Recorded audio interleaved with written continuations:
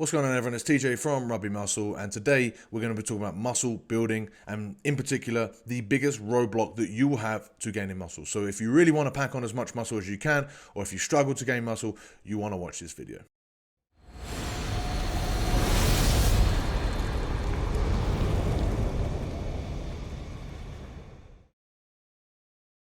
Oh, hey, would you look at that? We're matching.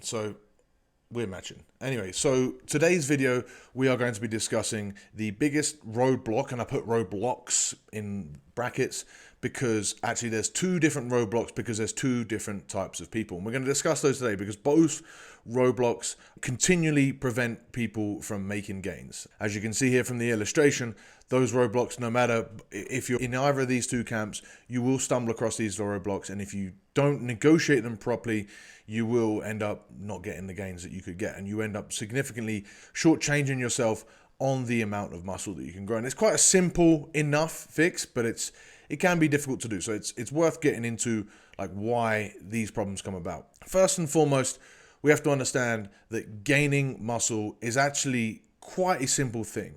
It's just not overly complicated. As much as bodybuilders and fitness folk will try to overcomplicate it with you with different methods, you know, like drop sets, giant sets, and different pump methods and different terminologies that they'll use. All this stuff is just to essentially promote special stimulus or promote special growth. It's more about entertaining people, right?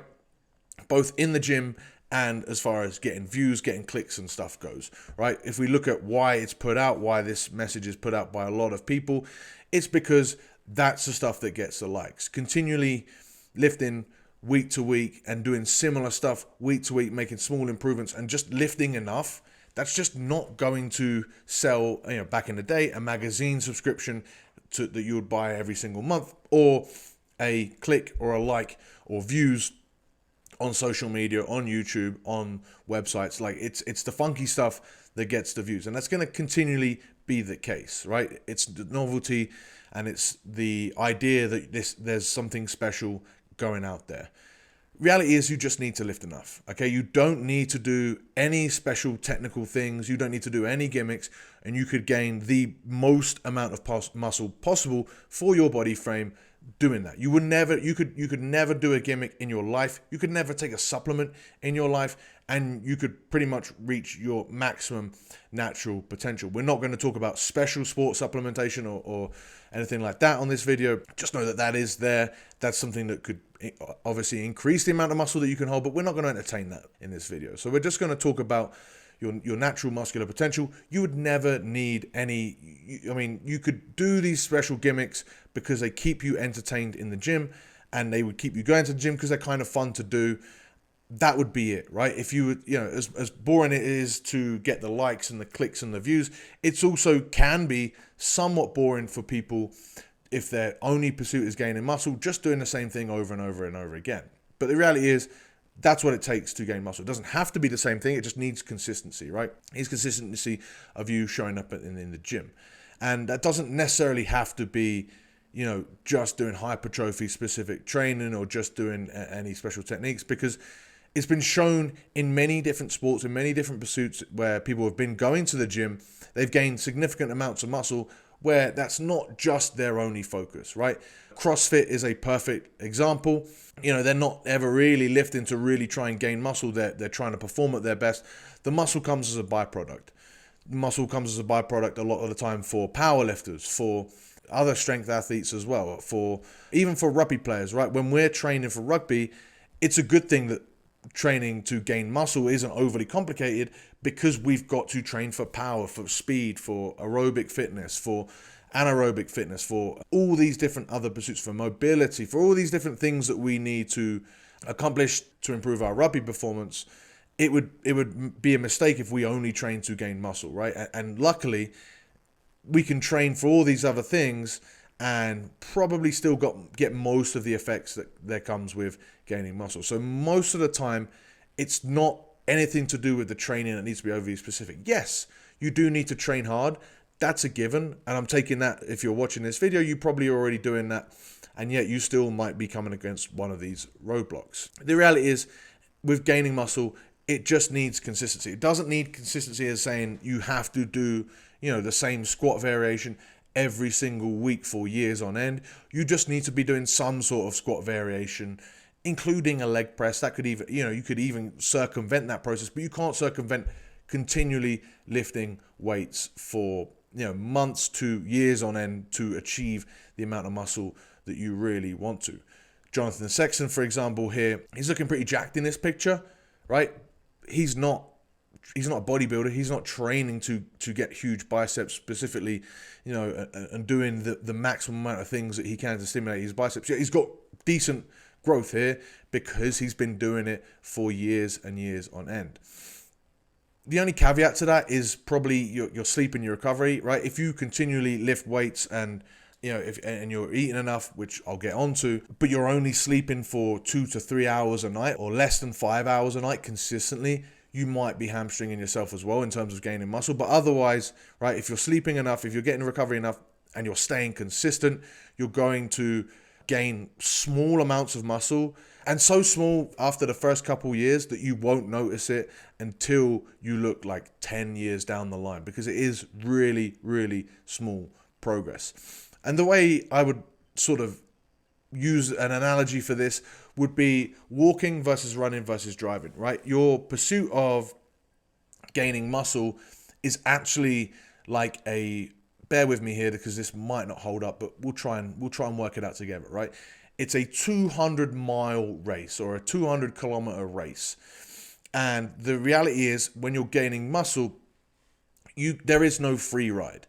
Okay, when supplement companies come at you with this special supplement that's going to help you out, this crazy matrix supplement of special blends, or this crazy fitness program comes out that is promising you like extra gains, this is the secret thing that you're missing, or the secret technique that you need to add, or the tweak in your technique that you need to change in order to gain muscle. They're promising you a free ride. They're promising you a drive. They think that you're going to be able to drive to win this 200-mile race. The reality is, any extra effort that you do put towards muscle building, say you go from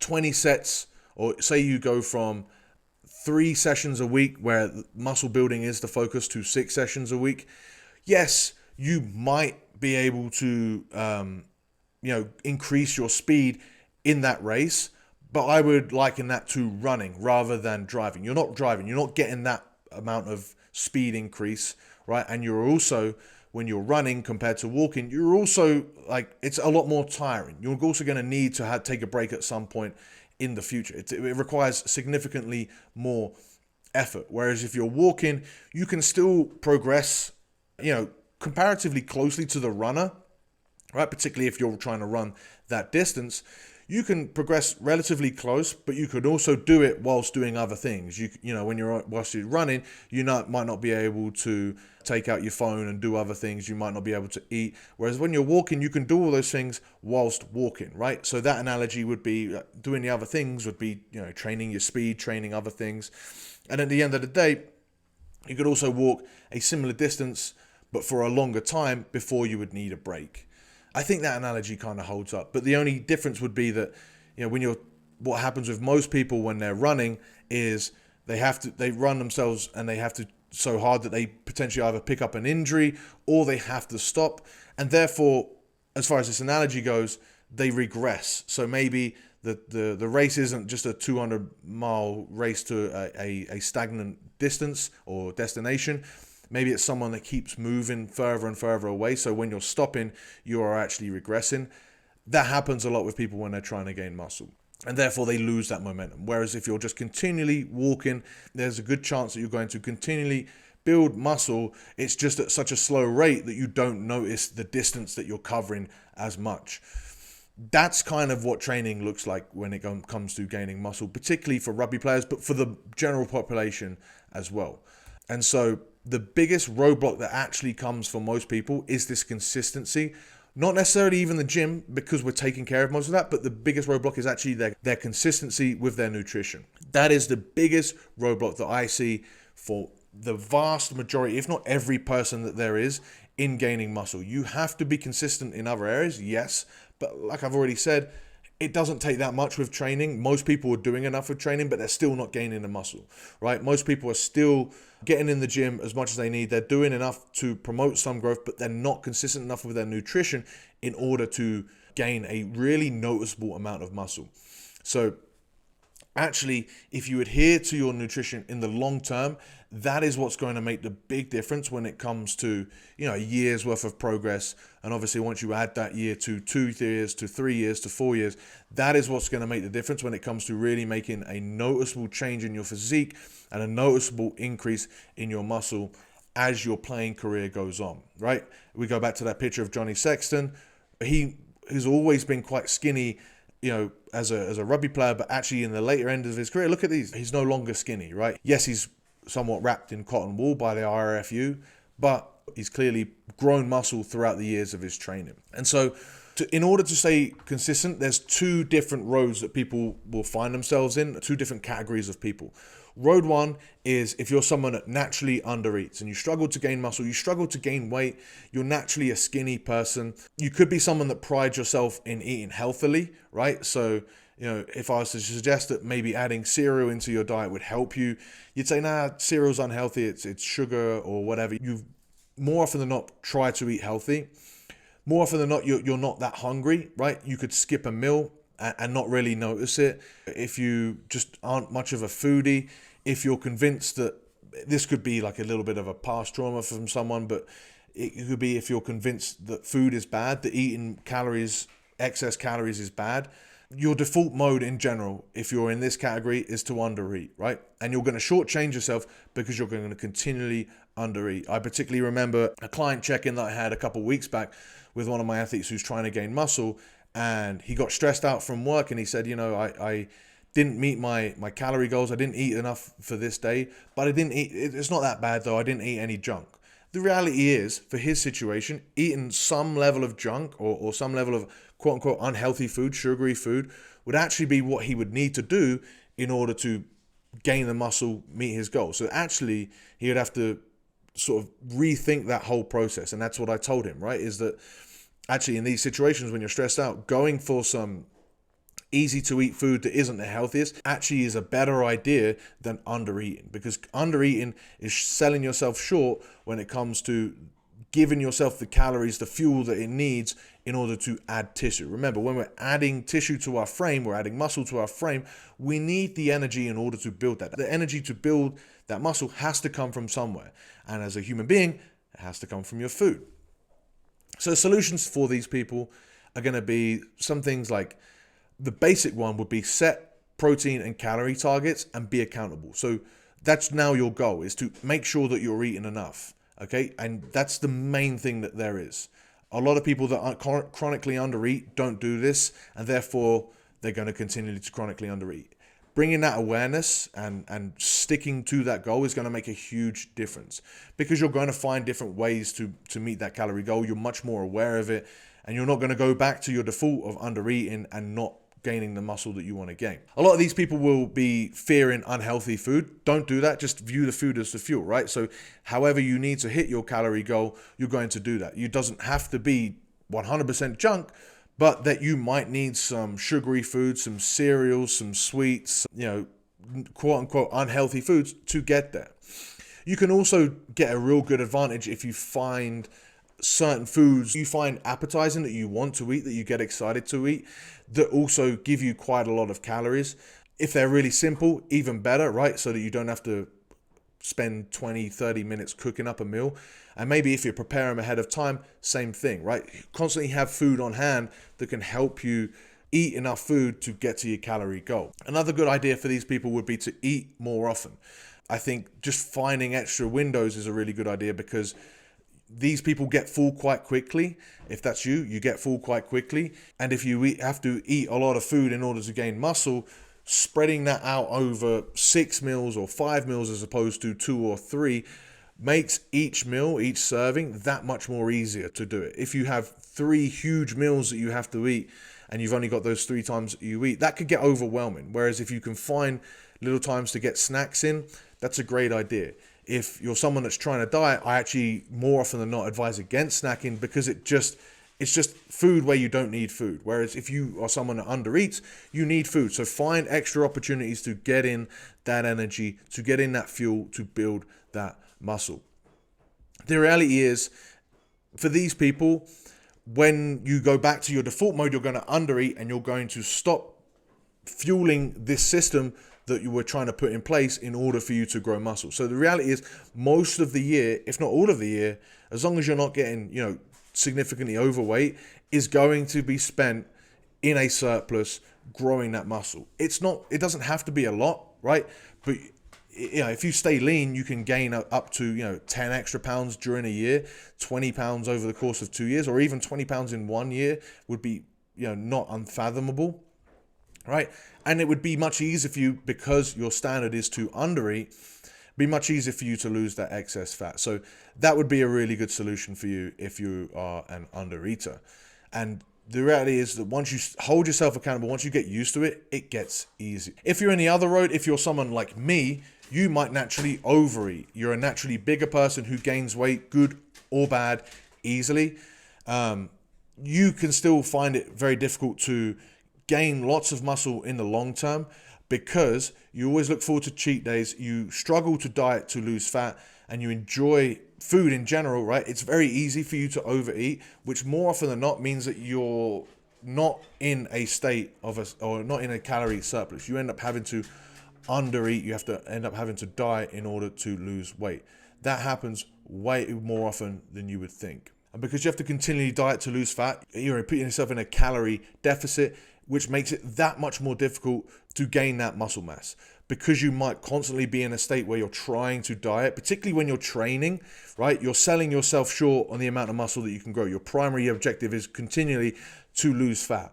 So therefore, you're never in a good place to gain muscle continually. As we've already discussed, gaining muscle is such a long-term endeavor that you don't want to be dieting for that long term. You want to be spending as much of that time in a surplus, fueling yourself, fueling good quality training, and fueling good quality muscle growth, so that you're then prepared to continually gain muscle. So that solution for these people is to get and stay fairly lean. You don't have to have visible abs. You don't have to be completely shredded year round, but staying fairly lean so you don't have to constantly diet is the answer. And then the solution to those, or the solution to get to that answer, is going to be basically the opposite of what I said for road one, right? Yes, you'll still set your protein and calorie targets, but it's going to be less than what you would like, right? You're going to try and make your meals as healthy as possible, as filling as possible, because your default is to overeat, put on too much weight, put fat, and then have to diet. So we're trying to avoid that. We're trying to still find and prepare simple foods, but we're trying to find and prepare simple foods that are filling for you. Again, the opposite would be that you're, rather than in road one, where we're trying to get as many eating opportunities as possible, for road two, you're probably going to enjoy bigger meals less often. You can still get a nice big meal, but if you eat more frequently, you could tend to overeat. And that is, that's going to lead to you gaining too much weight too fast and then having to diet off. You want to be gaining most of the year, so keep sticking with this process, and long term you will be sorted. And so in conclusion, just understand that muscle gaining takes a long time, and also it's massively genetically influenced, right? So you might not be able to put on, if you're someone that's 140 pounds or someone that's like 60 kilos, you're probably not going to be 100 kilos or 220 pounds anytime soon or ever, right? And trying to circumvent that time, trying to circumvent those genetics is kind of fruitless. Instead, what you should be doing is settling into a routine that's comfortable for you, and spending as much time in a small surplus so that you are fueling yourself, fueling hard training, and fueling recovery year round. If your default is to overeat, you need to push for more. You need to control that so that you're not spending loads of time dieting. If your default is to undereat, you need to push for more. You need to eat more, based around a calorie goal, and then get used to that and settle into that routine so that you can stay accountable and stay gaining muscle in the long term. 1 to 2 pounds a month is enough. That will facilitate long-term muscle growth whilst giving you and allowing you to perform at your best. And at the end of the day, that's as good as you can hope for. Add those months up and you'll get something significant. I hope this video really helps you out.